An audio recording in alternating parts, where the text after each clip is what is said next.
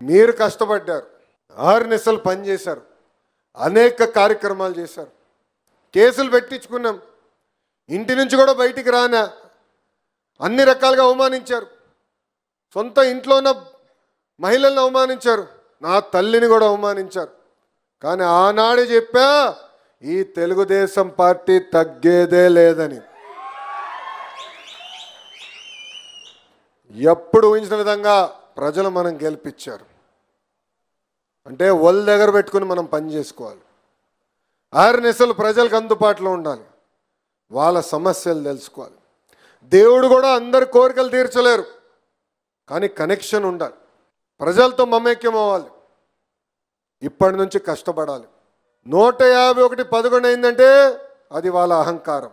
మన party blood డిఎన్ఎల్లోనే అహంకారం లేదు.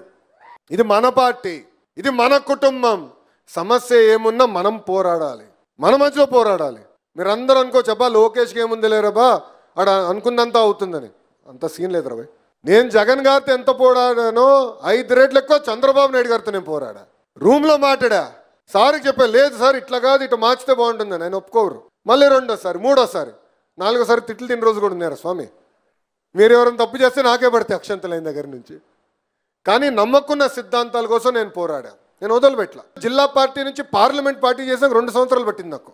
కష్టపడా, లేదు నమ్ముకున్నాను, మార్పు రావాలి అనుకున్నాను, చేసి సాధించాం.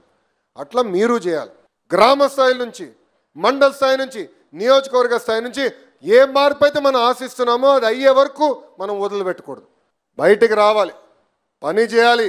ఇది మన పార్టీ, ఇది మన కుటుంబం. ఈరోజు కాదా, రేపు కాదా, ఎల్లుండి మనకి న్యాయం జరుగుతుంది, పార్టీ మనకు అండగా నిలబడుతుంది. దయచేసి ఇది ప్రతి కార్యకర్త తెలుసుకోవాలి. ఈరోజు పులివెందుల ఎమ్మెల్యే గారు కొన్ని విషయాలు మాట్లాడారు. అబ్బా చాలా రోజుల తర్వాత పులివెందుల ప్రజలు గుర్తొచ్చారు. ఇంకే చాలామంది అడిగారు నన్ను, చంద్రబాబు నాయుడు గారు బయటికి రావాలంటే గేట్కి తాళి కట్టారు, చంద్రబాబు నాయుడు గారు కుప్పంకి వెళ్ళాలంటే డిఎస్పీని అడ్డంగా పెట్టి కుప్పానికి వెళ్ళేదానికి లేదని చెప్పారు. ఒక్క వ్యక్తిని పరామర్శించేదానికి వెళ్ళి ఏకంగా 2 చంపొచ్చాడు అబ్బాయి. ఒకరినేమో అంబులెన్స్లో చంపారు, ఇంకొకరేమో పబ్లిక్ మీటింగ్లో ఊపిరాడిగా చనిపోయాడు. జెడ్పీటీసీ గురించి ఏం చెప్పాలి, డిపాజిటే రాని పరిస్థితి.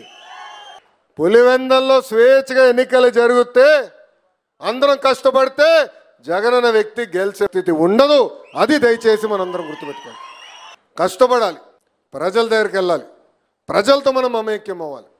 ఇప్పుడు బయటకు వస్తున్నాడు ఉల్లిపాయల గురించి, ఉల్లిపాయ ధరల గురించి చంద్రబాబు నాయుడు గారు మొన్నటి నుంచే రివ్యూ చేస్తున్నారు.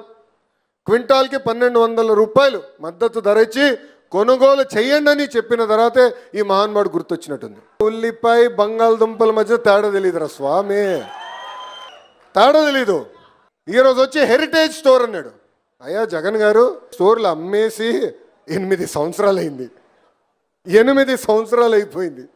అవన్నీ ఫ్యూచర్ రీటైల్, రిలయన్స్ రీటైల్ స్టోర్లుగా మారిపోయినాయి. అది కూడా పాపం ఆయన తెలియదు.